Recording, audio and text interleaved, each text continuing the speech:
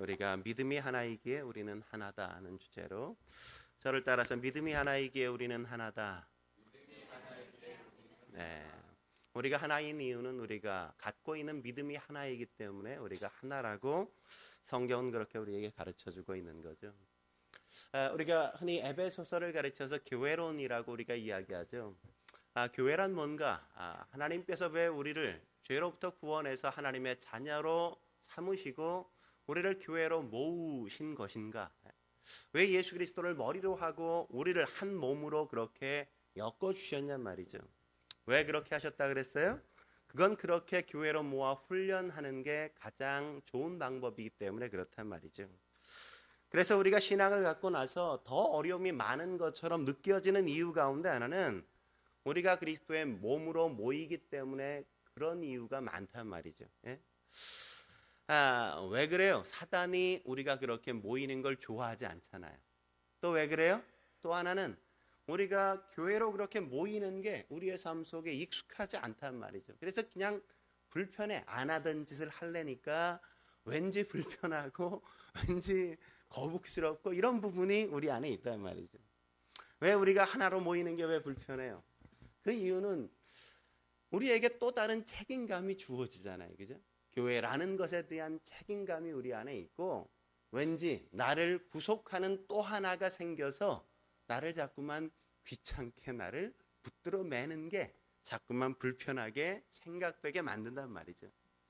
그러나 하나님은 그렇게 우리를 하나로 엮어서 묶어서 우리를 세우시고 우리를 새롭게 빚으시고 우리를 주님의 몸으로 아름답게 성숙시켜 가시고 성장시켜 가신다는 거죠. 그래서 우리가 신앙생활을 하면서 넘어서는 안 되는 유일한 선이 있다면 그건 바로 교회가 하나라는 걸 깨는 거란 말이죠. 교회가 하나라는 걸 깨는 건 결코 해서는 안 될 일이란 말이죠. 그래서 바울이 이제 교리적인 부분을 다 이야기하고 나서 이 실천의 부분을 들어보아서 가장 처음에 대전제로 하는 이야기가 뭐였어요? 성령의 하나 되게 하신 것을 힘써 지켜야 된다. 그 이야기를 하고 실천적인 요구들을 우리 가운데 이야기하고 있단 말이죠. 우리는 다 하나란 말이죠. 다 한 몸이라고요.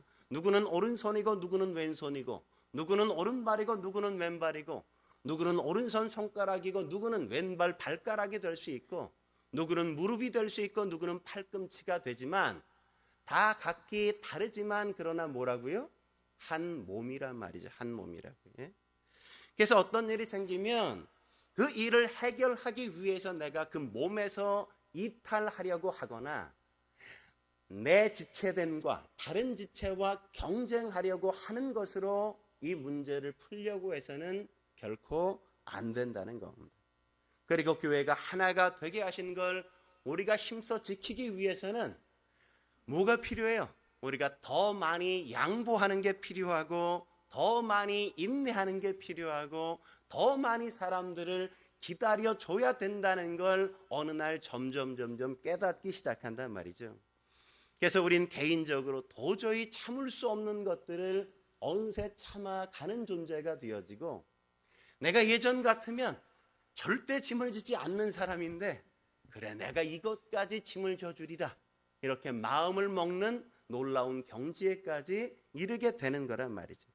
그게 바로 교회로 불러주신 이유란 말이죠. 그렇게 우리가 성장하고 그렇게 성숙해 가는 거예요. 그렇게 우리가 예수님을 점점 닮아가게 되어 있는 거란 말이죠. 사실 저도 담임 목사로 부목세 때와 전혀 다른 그런 어려움 가운데 하나는 뭐냐 하면 싫은 소리를 못 하겠는 거예요. 싫은 소리를 못 하겠어. 담임 목사가 되고 교회를 책임지다 보니까 싫은 소리를 못 하겠어요.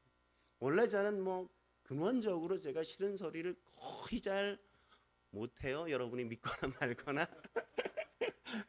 야단치는 걸 거의 별로 제가 굉장히 꺼려해서 잘 못하긴 하지만 그래서 부목사 때는 그냥 그래도 청년들을 또 성도들을 바르게 지도해야 된다는 생각, 이게 성경적이라고 이야기하면 성도들의 그릇된 모습을 지적하고 잘못됐다고 이야기하고 야단도 치면서 그렇게 바르게 세우려고 노력했어요.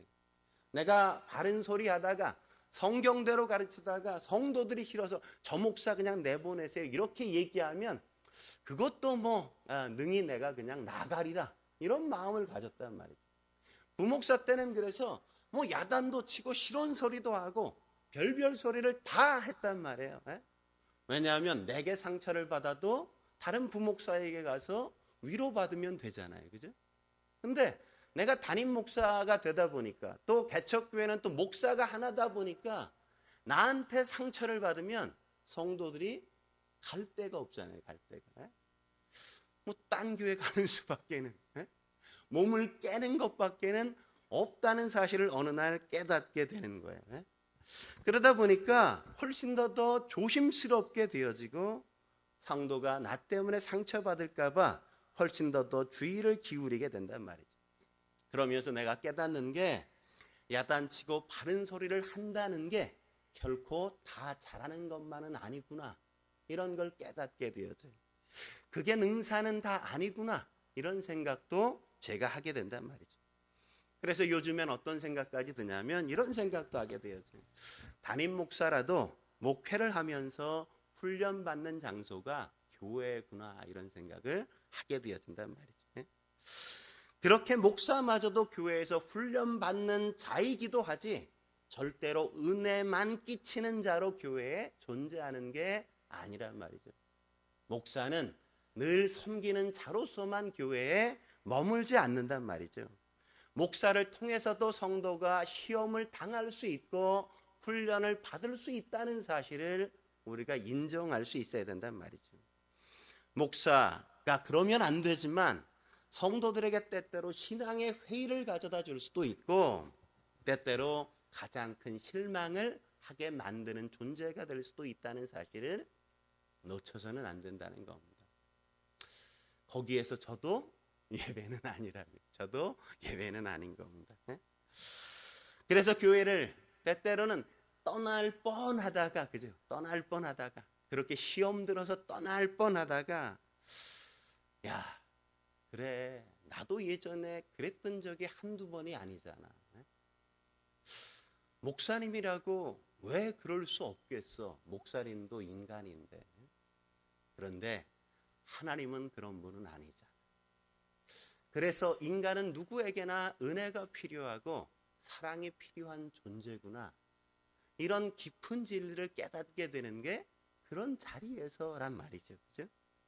그래서 더 깊은 신앙의 경지에 이르게 되는 게 바로 그런 갈등과 상처와 어려움 앞에서라는 걸 우리가 경험하게 되는 겁니다. 오늘 본문은 우리가 왜 하나가 되게 하신 걸 힘써 지켜야 하는가 할 때 믿음이 하나이기 때문에 그렇다 이렇게 성경이 대답하는 거죠.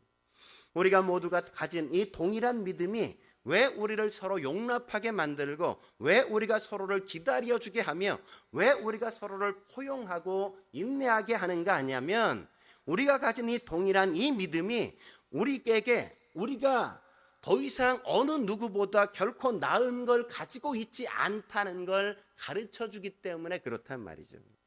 그렇다면 우리를 하나 되게 하는 이 믿음이란 게 도대체 뭘까요? 우리를 하나 되게 하는 이 믿음이란 게 도대체 뭘까요? 첫째로 믿음이란 건 행위에서 난 게 아니라는 걸 말한단 말이에요. 믿음이라는 건 우리의 행위에서 난 게 결코 아니라는 걸 말해주는 겁니다. 가장 분명하게 또 직선적으로 이야기하는 데가 에베소서 2장 8절 9절 말씀이죠. 같이 한번 읽어볼까요? 8절 9절 말씀 같이 읽겠습니다. 시작. 너희는 그 은혜에 의하여 믿음으로 말미암아 구원을 받았으니 이것은 너희에게서 난 것이 아니로 하나님의 선물이라. 행위에서 난 것이 아니니 이는 누구든지 자랑하지 못하게 함이라. 바울은 구원을 뭐라고 이야기하고 있어요? 너희의 행위에서 난 것이 아니다 이렇게 설명하고 있단 말이죠. 구원은 우리의 행위로 말미암은 게 아니에요. 뭐로 말미암았어요? 믿음으로 말미암아 우리가 구원받는다 이렇게 말하지 않습니까? 여기서 바울의 논리를 잘 우리가 살펴봐야 돼요. 바울은 믿음이라는 단어와 동등하게 뭐를 놓고 있어요? 행위라는 단어를 놓고 있다는 사실을 우리가 놓치면 안 된다고요. 예? 바울은 믿음을 정의할 때 뭐라고 믿음을 정의하냐면 우리가 이걸 놓쳐서 자꾸 오해하는데 믿음이란 뭐라 그래요? 행위가 아니다 이렇게 정의한다고요. 믿음이란 뭐다? 행위가 아니다. 저를 따라서 믿음이란 행위가 아니다.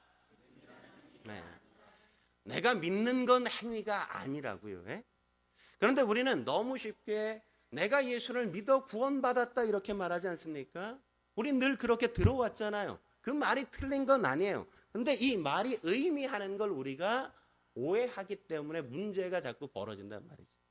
믿음이라는 걸 성경이 말하는 의미대로 우리가 받지 않고 자꾸만 우리가 믿음이라는 단어를 익숙하게 쓰든 세상적인 방식대로 그 믿음이라는 단어를 동일하게 쓰기 때문에 오해가 생긴단 말이죠. 그래서 뭐라고 얘기해요? 내가 다른 건 몰라도 최소한 내가 예수님을 믿는다고 고백했기 때문에 내가 구원받은 거야 이렇게 얘기한단 말이죠. 예? 그러면 여기서 믿었다는 건 뭐가 되는 거예요? 행위가 된단 말이죠. 행위가 돼요. 그죠? 내가 예수를 믿어서 구원받았다고 할 때 이 믿었다는 건 내가 예수를 선택했고 믿기로 내가 결심했고 내가 예수님을 내 마음을 열어 영접한 행위 때문에 내가 구원받았다는 게 되는 거라고요. 그죠? 어려워요? 안 어렵죠? 그런 게 되는 거라고요. 근데 성경이 말하는 믿음이라는 건 그런 뜻이 아니라고요. 그런 뜻이. 여기서 말하는 성경이 말하는 믿음이라는 건 우리가 영어로 trust, 신뢰하다는 단어의 의미가 아니란 말이죠. 그건 이미 행위가 되기 때문에 그런 의미로 얘기하는 게 아니라고요. 성경이 말하는 믿음이란 행위가 아닌 것을 이야기한단 말이죠. 성경이 말하는 믿음엔 우리가 그 어떤 행동도 끼어들 틈을 주지 않는다는 걸 전제하는 겁니다. 그러므로 믿음으로 구원을 얻었다는 건 우리가 구원을 얻기 위해서 그 어떤 행동을 했기 때문에 구원받았다는 게 아니에요. 우리가 구원을 얻기 위해서 어떤 원인을 제공했기 때문에 내게 구원이 왔다고 성경이 말하는 게 아니란 말이죠. 하나님이 그냥 우리를 구원하셨다고 성경이 말하는 걸 믿음이라고 얘기한단 말이죠. 그러니까 우리가 하는 그 어떤 행위도 우리의 구원에 전혀 영향을 미치지 않았다는 걸 말하려고 하는데 그걸 뭐라고 말할 수가 없으니까 그걸 그냥 믿음이라고 하자. 그래서 믿음으로 구원을 얻는다 이렇게 이야기하게 되었단 말이죠. 그러므로 믿음이란 뭐라고요? 우리의 행위가 아니란 말이죠. 행위가 아니에요. 내 속에서 어떤 뭐가 있기 때문에 괜찮은 구석이 있어서 잘난 모습이 있어서 꽤 쓸만한 모습이 있어서 우리를 구원하신 게 결코 아니라는 걸 전제하는 거예요. 네? 한 걸음 더 나가서 우리를 하나 되게 하신 이 믿음이란 뭡니까? 믿음이란 우리들이 자랑할 수 있는 게 그래서 아니란 말이에요. 우리가 자랑할 수 있는 게 아니라는 겁니다. 성경은 보다 더 직선적으로 강조하지 않습니까? 이는 누구든지 자랑치 못함이라, 그죠? 누구든지 자랑할 게 없다 이거죠. 아주 단언적으로 선언한단 말이죠. 왜요? 우리의 행위로 인한 결과가 아니기 때문이죠. 내가 만들어낸 게 아니기 때문에 그래요. 나 때문에 내가 뭘 해서 대가로 받은 거면 자랑할 수 있는데 내가 뭘 하지 않았는데도 공짜로 받았기 때문에 내가 뭘 내세울 게 아무것도 없다는 겁니다. 일을 하고 일한 대가로 받았으면 나 이렇게 일해서 이렇게는 벌었어 이렇게 자랑할 수 있는데 내가 아무것도 하지 않았는데 뭔가를 받았어요. 그러니까 자랑할 게 아무것도 없단 말이죠. 내가 구원을 받기 위해 그 어떤 원인도 제공하지 않았음에도 불구하고 그냥 나를 구원이라는 결과를 나에게 주셨기 때문에 나는 그냥 구원을 받은 것이라 우리가 자랑할 것은 아무것도 없다는 거예요. 이 사실이 굉장히 중요한 거예요. 그래서 은혜라 그러고 선물이라고 성경은 그렇게 구원을 말하는 겁니다. 그렇다면 왜 하나님이 이렇게 우리를 믿음으로, 다시 말하면 우리의 행위가 아닌 거로 구원하셨는가? 왜냐하면 구원받고 나서 그 누구도 내가 저 사람보다 저 인간보다 낫기 때문에 나를 구원하신 겁니다라고 자랑할 수 없게 하시기 위해서 그런 거란 말이죠. 그 어느 누구도 내가 잘나서, 내가 꽤 괜찮아서, 내가 쓸모가 있어서, 내가 저 인간보다 잘생겨서, 몸매가 괜찮아서, 내가 가진 게 있어서, 내가 뭔가 능력이 있어서 구원하셨다고 말할 수 없게 하시기 위해서 하나님은 우리의 행위대로 자랑하지 못하도록 우리를 그렇게 구원하셨다고 성경은 말하는 겁니다. 구원과 그런 것과는 아무 상관이 없다고요. 그래서 구원받기 전엔 그런 게 내게 자랑거리였잖아요. 좀 이쁘면 얼굴이 자랑거리였고, 좀 내가 있으면 그것이 자랑거리였고, 뭐 BMW 괜찮아? 그 차도 좋은 차지. 근데 뭐 벤틀리는 좀 뭐 탈만해. 뭐 이렇게 뻐기고 그런 것들로 자랑을 삼았다고요, 그죠? 믿지 않을 때는, 세상에 있을 때는 그랬단 말이에요. 근데 믿고 나면 그런 것들을 가지고 자랑할 게 아무것도 없는 것이 되어졌다고 성경이 말하는 거란 말이죠. 누구도 그런 것들을 자랑하지 못하게 하기 위해서, 그래서 그런 것으로 사람들의 마음을 나누고 분열시키고 갈등하게 하고 싸우게 만들지 않게 하기 위해서 하나님은 그런 것이 아닌 것으로 값없이 우리를 구원하셨다고 성경이 이야기하는 겁니다. 이게 굉장히 중요해요. 왜 이게 중요합니까? 사단이 늘 교회 공동체를 공격할 때마다 어느 부분을 공격하냐면 꼭 이 부분을 물고 늘어진단 말이죠. 사단이 꼭 우리한테 뭐라 그래요? 우리 안에 역사할 때 뭐라 그래요? 난 너와 달라 이러죠. 그죠? 너는 그 모양이니까 하나님이 은혜를 안 주시면 안 되니까 넌 너에게 은혜를 주셨지만 나는 꽤 괜찮아서 하나님이 은혜를 주신 거야. 이렇게 얘기를 한단 말이에요. 그죠? 바리새인들이 뭐라고 기도했습니까? 나는 저 세리와 같지 않음을 감사하나이다 이런단 말이에요. 그죠? 예? 그래서 교회 안에서조차도 사단이 자꾸만 죄의 가장 큰 특성인 분리를 만들어 간단 말이죠. 분열시키고 다투게 만든단 말이죠. 분리와 분열은 그렇게 옥석을 가리는 것으로 드러나지 않습니까? 난 옥이고 너는 돌멩이야 이렇게 얘기한다고요. 그죠? 우리가 예전에 고등학교 다닐 때, 중고등학교 다닐 때 어떤 반이 있었어요? 우열반이 있었잖아요. 그죠? 교회 안에서조차도 자꾸만 나는 우열한 인간이고 너는 열등한 존재야 라고 자꾸만 나누는, 분리시키려는 그런 사단의 역사 속에 우리가 함께 머물 때가 많단 말이죠. 물론 세상 가운데선 사단이 지식이나 지혜나 능력적인 차원에서 자꾸만 다르다는 걸 분리시켜서 열등감과 우월감을 만들어내서 세상을 어지럽히고 상처 주고 아프게 만들죠. 그게 세상의 현실 아닙니까? 그러나 교회 안에선, 다시 말하면 영적인 영역 안에 들어오면 우린 모두가 다 열반이었다는 사실을 깨닫게 되어진단 말이죠. 우리 중에 누구도 결단코 영적인 문제에 있어서 조금 더 나았다고 이야기할 수 있는 존재가 없었다는 사실을 깨닫고 알게 되고 고백할 수밖에 없단 말이죠. 우리는 다 썩었던 시체였고 반쯤 썩었던 시체였지 괜찮았던 존재가 아니었단 말이죠. 그래서 누가 누구보다 난 너보다 나 이렇게 얘기할 수 없단 말이에요. 생각해 보세요. 완전히 썩은 시체가 반쯤 썩은 시체에게 야 내가 너보다 훨씬 낫잖아 이렇게 얘기할 수 있습니까? 야 몸 좀 잘 관리하지 그렇게 폭삭 썩어버리면 어떡해? 이렇게 말하는 게 가능해요? 완전히 뒤가 만신창이가 됐어요. 등이 그냥 너덜너덜하게 다 썩어버린 시체가 얼굴만 싹 상한 시체에게 야 너는 상판떼기가 그게 뭐야? 이러면서 무시할 수는 없는 거잖아요. 그죠? 근데 그렇게 살아난 존재들이 교회 안에서 자꾸만 그렇게 이야기하기 시작한단 말이죠. 그런 건 가능한 게 아닌데 말이죠. 그처럼 우리들은 모두 다 동일하게 은혜가 필요한 존재였고 하나님의 긍휼이 필요해서 하나님의 사랑 안에 들어와 있는 존재이지 우리가 뭔가를 가졌기 때문에 그것을 내세워서 나는 그래도 너보단 나 이렇게 얘기할 수 있는 존재는 결코 아니란 말이죠. 근데 거듭났어도 교회 안에 들어왔어도 우리는 자꾸만 내가 너보다는 낫다고 이야기하고 싶은 욕망에 사로잡힌단 말이에요. 예를 들면 우리가 한국 교회사에 보면 그런 예가 참 많이 있지 않습니까? 믿은 지 얼마 안 되는 사람이 어느 날 기도원을 따라갔다 오더니 방언이라는 걸 받고 왔어요. 그러더니 교회 와가지고는 사람들에게 너 방언하냐고, 당신 방언해, 막 이러면서 사람들을 방언 못한다고 하찮게 여기고 무시하고 깔보고 막 그랬어요. 그죠?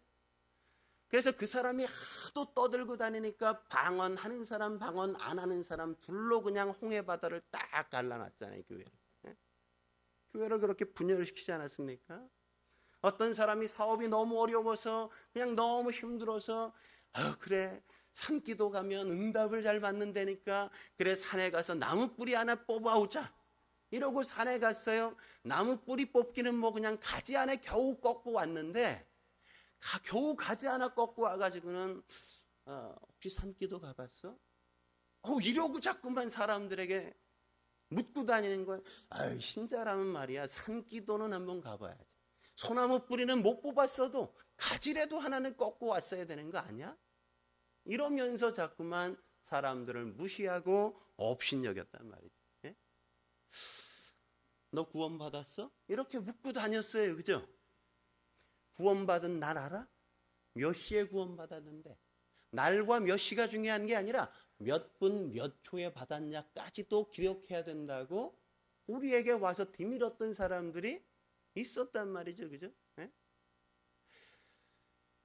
그걸 기억 못하냐고. 어떻게 네가 태어난 날을 기억하지 못할 수 있어? 이러면서 괄시했다고요. 그죠? 근데 여러분 생각해 보세요. 여러분의 생일 잘 알죠? 왜 알아요? 여러분이 그때 딱 기억해요? 엄마 뱃속에서 딱 나올 때 야 그때 진짜 보통 힘들었던 게 아니야 뭐 이런 기억이 있습니까? 온몸에 그냥 피범벅이 돼서 내가 나오는데 진짜 엄마가 힘을 얼마나 못 썼는지 내가 힘쓰지 않았으면 엄마가 아마 난 낫지도 못하고 가셨을지도 몰라. 뭐 이런 경험이 여러분에게 있습니까? 기억이? 없잖아요. 내가 그날 태어난 걸 어떻게 알아요? 엄마가 너 그날 태어났다고 얘기해 줬으니까 아는 거지. 내가 몇 시에 태어났다고 엄마로부터 들었기 때문에 아는 거지. 내가 그때를 경험적으로 기억하기 때문에 아는 건 아니란 말이죠. 아는 건. 네? 근데 자꾸만 그런 거를 가지고 내가 뭔가를 가지면 신앙적인 어떤 경험을 하기 시작하면 내가 가진 어떤 걸 가지고 자꾸만 갖지 않은 사람들을 찾아다니면서 넌 이거 가졌어? 안 가졌지? 나는 가졌다 이렇게 자랑하면서 사람들 앞에 뻐기고 자꾸만 사람들의 마음을 긁어놓기 시작한단 말이에요. 전도한 사람은 전도하지 않은 사람에게, 성경을 잘 읽은 사람은 읽지 않은 사람에게, 봉사를 잘 하는 사람은 넌 봉사도 안 하냐? 이러면서 주일 예배를 성실히 다닌 사람은 그게 사실은 당연하고 그게 아주 기본적인 거고 기초적인 거고 마땅한 건데 그걸 마치 안 한 사람에게 가서 콕콕 찔러 대면서 나는 했다는 것을 자랑하고 싶어하는 그 마음들이 인간의 내면 속에 얼마나 많이 있어요. 그런 걸 생색내기 시작하고 사람들 앞에 주장하기 시작했단 말이죠. 왜 이런 일들이 교회 가운데 아직도 남아있냐 이거예요. 왜냐하면 교회가 하나라는 사실을 우리가 잘 깨닫지 못하기 때문에 그렇단 말이죠. 그러다 보니까 자꾸만 사단의 교회에 틈타서 그런 죄를 담대하게 짓는 것을 허용하고 허락한단 말이죠. 그런 것들을 우리가 깨뜨리고 그런 것들을 우리가 넘어설 수 있어야 된단 말이죠. 내가 어떤 일을 할 때 내가 옳다고 생각한다고 그게 다 옳은 건 아니라는 사실도 우리는 인정해야 돼요. 그리고 내가 설령 옳다고 하더라도 내가 옳다는 게 다가 아니라 내가 옳다는 걸 주장함으로 교회 공동체의 하나됨이 깨진다면 그것조차도 때때로는 우리가 내려놓을 줄도 알아야 된다는 사실이란 말이죠. 이게 형제를 상처받게 하는 거라면 때론 옳은 일일지라도 내가 참을 수 있다면 참고 내가 삼킬 수 있다면 삼키면서 넘겨줄 수도 있어야 된단 말이죠. 이런 신앙의 경지에 도달해야 교회가 진정 하나인 것을 지킬 수 있는 그 자리에 함께 서는 거라고. 성경이 고린도서가 아주 그런 이야기를 참 많이 해요. 왜냐하면 고린도 교회가 문제가 되게 많았기 때문에 그래요. 고린도전서 5장에 가보면 이런 걸 이런 차원, 이런 부분에서 이야기하죠. 고린도후서 5장 14절부터 우리 17절까지 같이 한번 읽어보죠. 천천히 시작. 그리스도의 사랑이 우리를 강권하시는도다. 우리가 생각하건대 한 사람이 모든 사람을 대신하여 죽었은즉 모든 사람이 죽은 것이라. 그가 모든 사람을 대신하여 죽으심은 살아있는 자들로 하여금 다시는 그들 자신을 위하여 살지 않고 오직 그들을 대신하여 죽었다가 다시 살아나신 이를 위하여 살게 하려 함이라. 그러므로 우리가 이제부터 어떤 사람도 육신을 따라 알지 아니하노라. 비록 우리가 그리스도도 육신을 따라 알았으나 이제부터는 그같이 알지 아니하노라. 그런즉 누구든지 그리스도 안에 있으면 새로운 피조물이라. 이전 것은 지나갔으니 보라 새 것이 되었도다. 우리가 교회 안에 왔으면 성도들을 바라볼 때 어떤 존재로 우리가 바라본다고요? 성도들을 만날 때 어떤 존재로 우리가 만나야 된다고요? 우리가 그가 새로운 피조물이라는 사실을 알고 그를 만나고 새로운 피조물이라는 사실을 알고 그를 기다려주고 그를 용납해주고 그를 참아주는 것이어야 된단 말이죠. 그래서 우리 가운데 어떤 사람이 와도 그게 세상에서 그가 어떤 놀라운 대접을 받았어도 그 세상에서 대접받는 대로 교회에서 그를 알아주는 게 아니라 그냥 교회에 그가 왔으면 그는 교회에 와서 살아온 피조물이 이제 되었다는 사실로 그를 대해주고 만나주고 그를 그 차원에서 귀하게 여겨주는 것이라고요.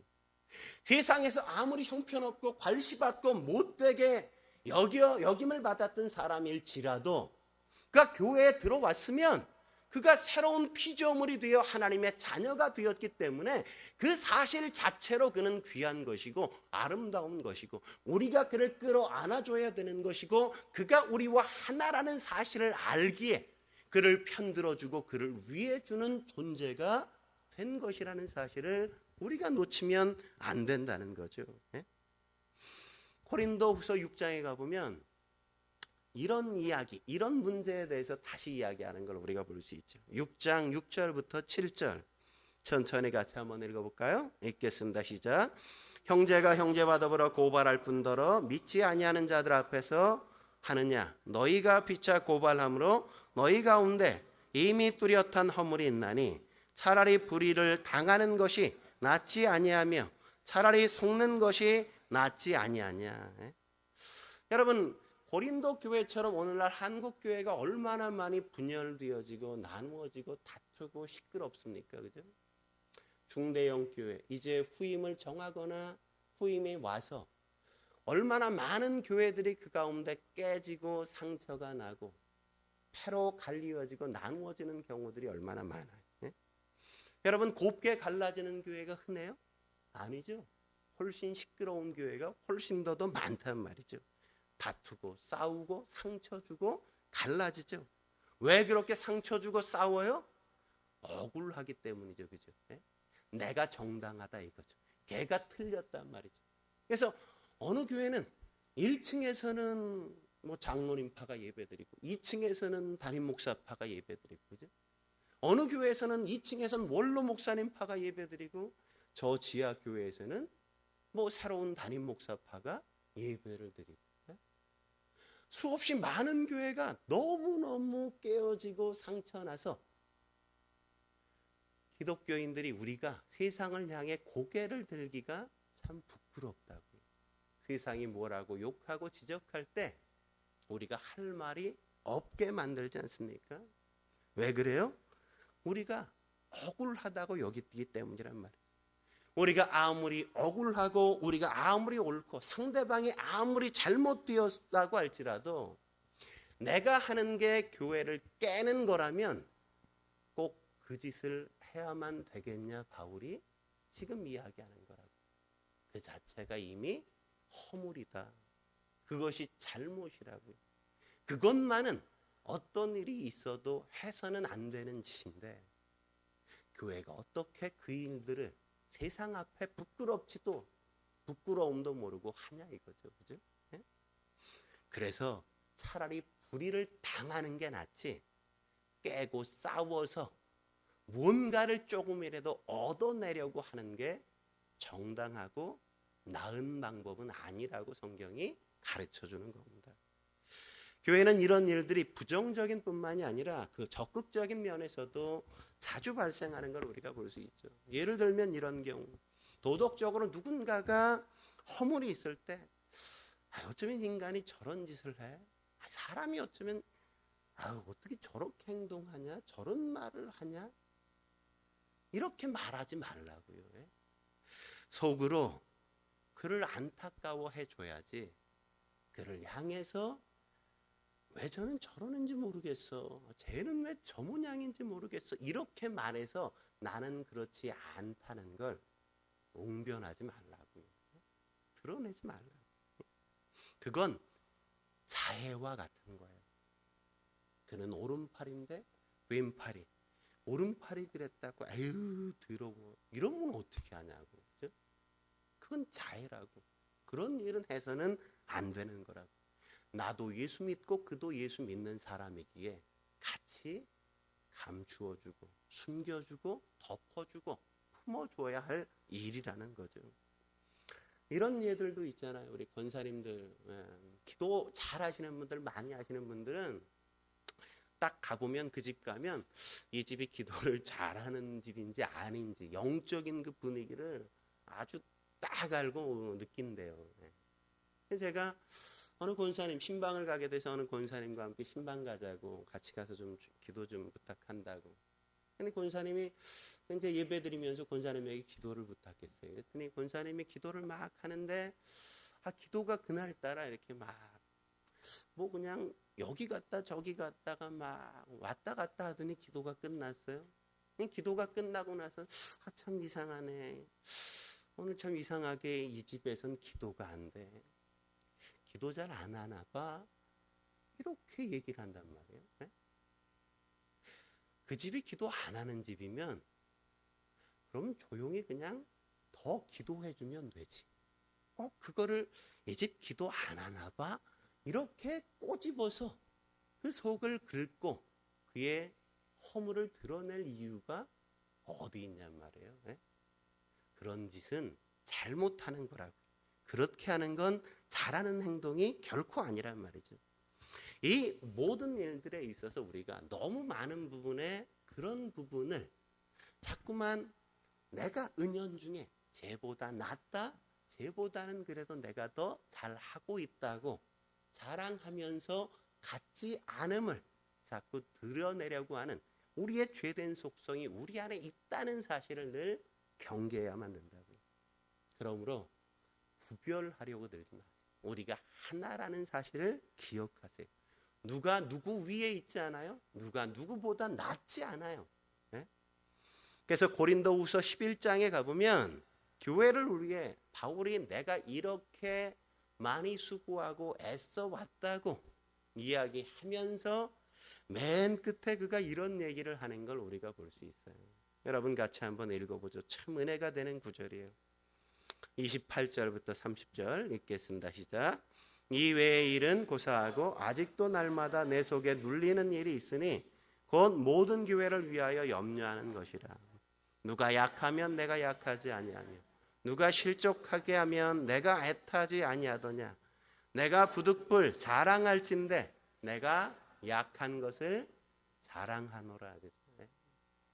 그는 고린도 교회가 맨날 싸우고 갈등하고 바울파, 베드로파, 아볼로파 맨날 그냥 쪽파, 대파, 뭐 실파 막 이래가면서 막 나누어지고 깨지고 자랑질하는 거에 대한 염려가 끊이지 않는다고요, 바울이. 그러면서 바울이 뭘 얘기해요? 누가 약하면 내가 약하지 않냐 이거죠. 약한 사람을 볼 때 그가 약하기 때문에 내가 짓밟아 그를 정복하는 게 아니라 그 약한 사람과 같이 그의 곁에 서기 위하여 동일하게 약한 자의 모습으로 그 곁에 다가가서 그와 친구가 돼주고 그와 벗이 돼주기로 작정하고 살아간단 말이죠.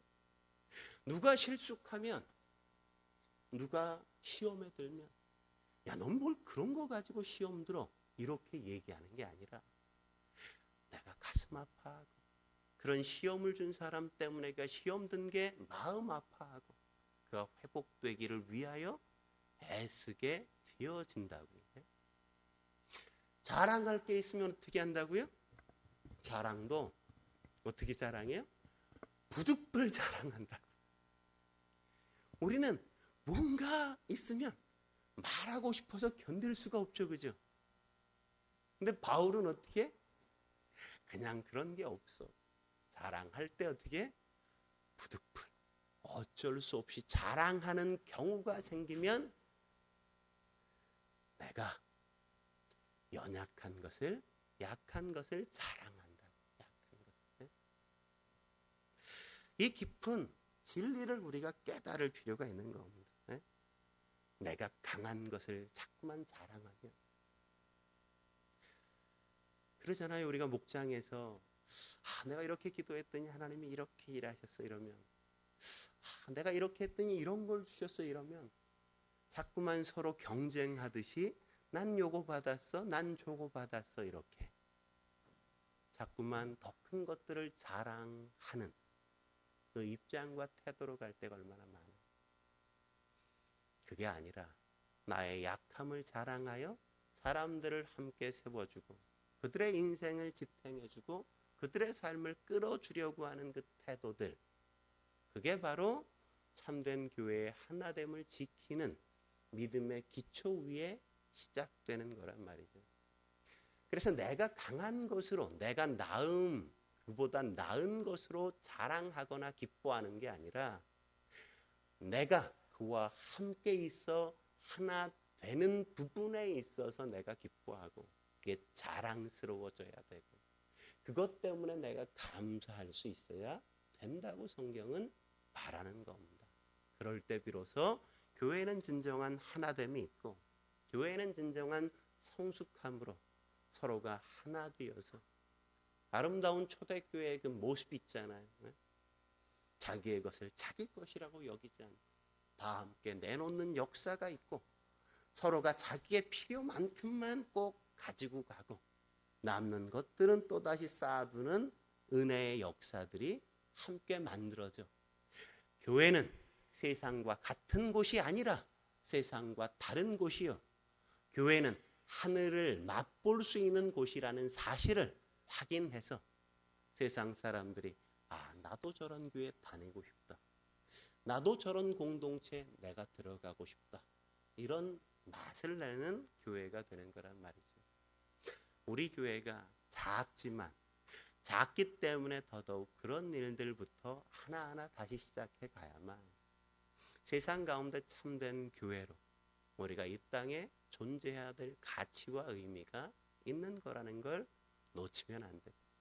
여러분이 세상에 살아갈 때 그런 하나하나를 잘 실천해서 주님의 몸된 교회를 통하여 하나님을 영화롭게 하시는 저와 여러분이 되시길 주의 이름으로 축원합니다.